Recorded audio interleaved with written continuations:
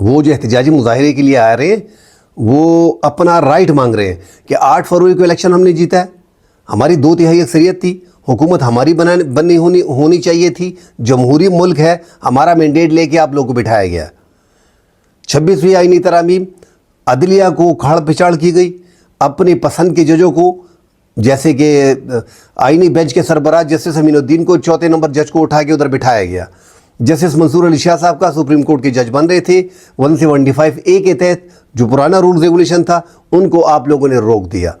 آپ نے عدلیہ میں اتنی تھوڑ پھوڑ کی کہ اب اپنی پسند کا بینچ, اپنا پسند کا جج کسی بھی ٹائم کسی بھی کیس میں لگا سکتے ہیں. سارے فیصلے ایگزیکٹو نے بھی کرنے ہیں. حکومت کے کنٹرول میں عدلیہ آ گئی ہے, عدلیہ کی آزادی مکمل طور پہ ختم. اب اس کا مطالبہ کیا جا رہا ہے, وہ بھی ایک صحیح ڈیمانڈ ہے. لوگ گرفتار ہیں, وہ بھی بہترین, ان کا اپنا ایک جو سٹانس ہے وہ بالکل درست ہے کہ ہمارے